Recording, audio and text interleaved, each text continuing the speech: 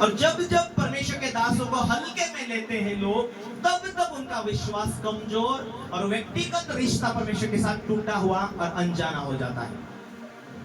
जो तुझे प्रेम करते हैं वो मुझे प्रेम करते हैं, जो तेरी सुनते वो मेरी सुनते, जो तेरी नहीं सुनते वो मेरी नहीं सुनते। वचन में लिखा है। Hallelujah, hallelujah, hallelujah. जो परमेश्वर की इच्छा पर चलता वो सर्वदा बना रहता है, आगे भी बना रहेगा। हालेलुया। यहाँ की चीज यहाँ रह जाएगी, लेकिन जो परमेश्वर के राज्य को खोजेगा वही बना रहेगा। हालेलुया। ये वचन हमें लागू करना है। कई अभिषेकता चर्च में चले जाओ, वहां के लोगों को देखो, जब जब अभिषेकता दास है वहां के लोग बड़े आदर इज्जत के साथ उनका इज्जत करते हैं। जिस चर्च में अपने पास्टर का इज्जत करते, उनकी अगुवाई में चलते, वही लोग विजय पाते। उन्हीं चर्च में बड़े बड़े काम होते, उन्हीं चर्च में रुके हुए मार्ग खुलते, उन्हीं चर्च में परमेश्वर उतर आता, उन्हीं चर्च में अपनी सामर्थ्य के द्वारा चंगा भी करता। Hallelujah, hallelujah. हर चर्च को ध्यान देना, जहां अभिषेकता लोगों का तिरस्कार होगा, जहां अभिषेकता लोगों से लोग दूर होंगे, जहां जहां सत्य से लोग कमजोर होते जाएंगे, वहां काम बंद होते जाएंगे, वहां सफलता रुकती जाएंगे। हालेलुया। उसने कहा, उस स्त्री ने कहा अपने पति से, सुन, यह जो बार बार हमारे यहाँ से होकर जाया करता है ना, वह तो मुझे परमेश्वर का कोई पवित्र भक्त जान पड़ता है। हम भीतर पर एक छोटी उपरोटी कोठरी बनाए और उसमें उनके लिए एक खाट, एक मेज, कुर्सी और दीवट रखे। जब जब वो हमारे यहाँ आए तब तब उसमें टिका रहे।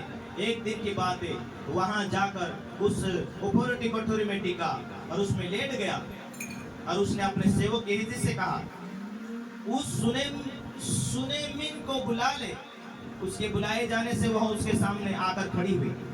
तब उसने गेहजी से कहा कि तू हमारे लिए ऐसी बड़ी चिंता करती है, क्यों चिंता करती है? क्या तेरे लिए कोई चर्चा करे?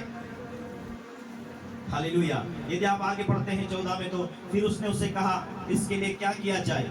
गेहजी ने उत्तर दिया, निश्चय उसके कोई भी लड़का नहीं है और उसका पति भी बूढ़ा है। उसने कहा, उसको बुला ले। और जब उसने बुलाया तब वो द्वार पर खड़ी हुई। तब उसने कहा, वसंत ऋतु में दिन पूरे होने पर तो एक बेटे को छाती से लगाएगी। स्त्री ने कहा, हे मेरे प्रभु, हे परमेश्वर के भक्त, ऐसा ना हो कि अपनी दासी को धोखा दे। स्त्री को गर्भ हुआ और वसंत ऋतु में जो समय एलिसा ने उससे कहा था, उसी समय जब दिन पूरे हुए तो उसके पुत्र उत्पन्न हुआ। सब कहे आमीन।